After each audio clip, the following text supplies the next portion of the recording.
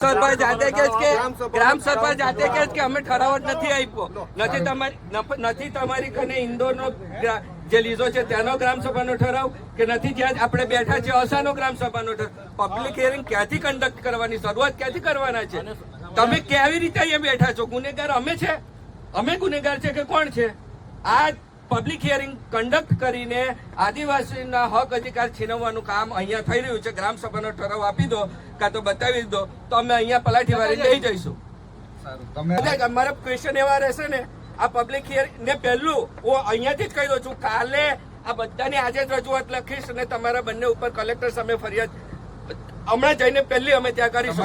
તમારી રજૂઆત સાંભળવા કેમ નથી કરવા માંગતા એના કારણો જણાવો. બોલો ચાલો. રદ કરવાના રદ નથી તમારે કરવું એનું કારણ જણાવો. ચાલો અમારે સાંભળવું નથી, કશું નહીં સાહેબ. આ રીતે અમે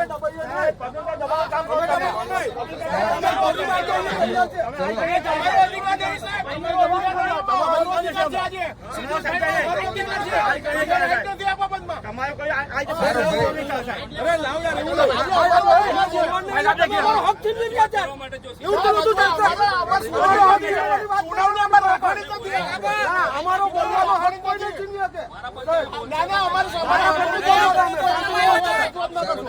કોઈ વાત કરશું ને અમારી સુનાવણી વાત કરો. બસ ઠરાવ આપતો ને અમારે બીજી કોઈ વાત નહીં. અમારે બેસવાનું નહીં. ઠરાવ અમારે સાંભળવું કોઈને નથી. ઠરાવ આપો સાહેબ. રદ કેમ નથી કરવા માંગતા એના કારણો જણાવો. બોલો ચાલો. રદ કરવાના રદ નથી તમારે કરવું એનું કારણ જણાવો. ચાલો. એના અંતર્ગત આપણે લોક સુનાવણી રાખતા હોઈએ છીએ. એ જ જણાવું છું તમને સામે. એન્વાયરમેન્ટ ઇમ્પેક્ટ અસેસમેન્ટ ના અંતર્ગત આપણે પબ્લિક હિયરિંગ ક્લોઝ. માઇક આપો અમને પણ. માઇક આપો. એક મિનિટ તમે બોલો. માઇક આપો અમને. આપશે તમે ઉભા રહે. એક સાંભળો સાંભળો તમને આપું.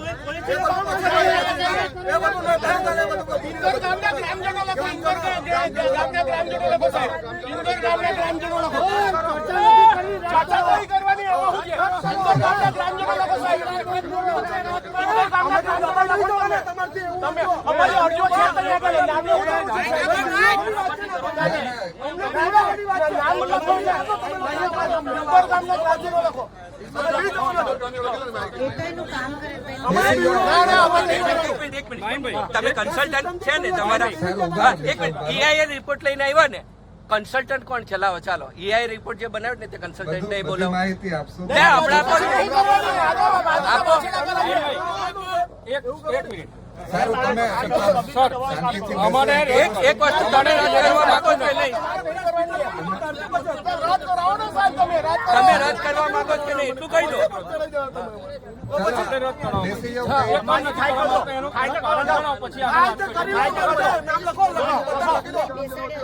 તમારી કરેક્ટ ખબર છે. મેં 3 થી 4 રદ કરાવેલા છે તમારી કને પાવર છે. એકવાર બેસી જાઓ. તમે રદ કરવાના કારણો જણાયા, તમે કેમ નથી કરવા માંગતા એ જણાવો. હવે તમે સુપ્રીમ કોર્ટના જજમેન્ટ, એનજીટીના જજમેન્ટ, કાયદા અનુસૂચિત 5 ના ગ્રામસભાની અને કોન્સ્ટિટ્યુશનને અવગણના કરવા માંગો છો. આનું કારણ જણાવો. ચાલો પહેલા કારણ માંગો, પછી આગળ ચર્ચા કરીએ. બરાબર?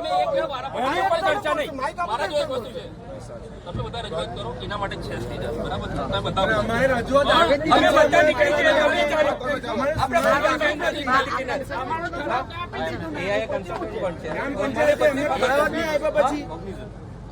કોગ્નિઝન્સમાંથી રિપોર્ટ કોને બનાવ્યો?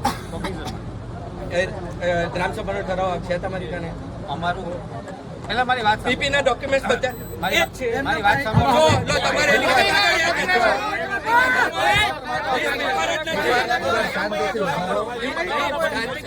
પેપર જ નથી કન્સલ્ટન્ટ છે. અને હું હમણાં અને જો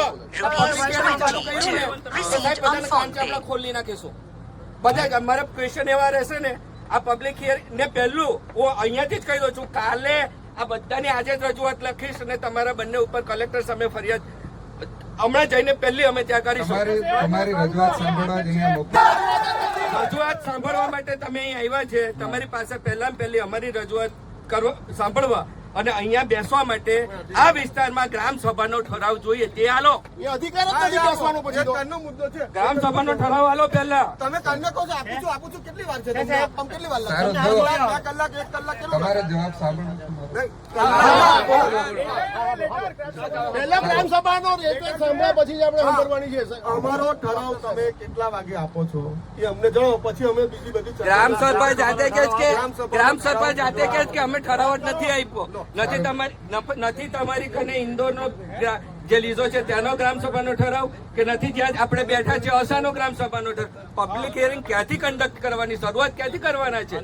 તમે કેવી રીતે અહીંયા બેઠા છો? ગુનેગાર અમે છે? અમે ગુનેગાર છે કે કોણ છે? આ પબ્લિક હિયરિંગ કન્ડક્ટ કરીને આદિવાસીના હક અધિકાર છીનવવાનું કામ અહીંયા થઈ રહ્યું છે. ગ્રામ સભાનો ઠરાવ આપી દો કાં તો બતાવી દો તો અમે અહીંયા પલાઠી વાળી લઈ જઈશું. સારું, તમે મને એક લેખિતમાં આપો. પબ્લિક હિયરિંગમાં લેખિત માંગો છો? તમારી પાસે છે જ નથી. હલો હલો ભાઈ, તમારી પાસે છે નથી. તમે કાનનો અભિયોગ ગ્રામ સભાનો ઠરાવ આપી દો ને. મને બતાવો. બરાબર છે. તમે કઈ પાસે અમારા ગામમાં તો પંચાયતમાં તો નથી હિયરિંગ નહીં.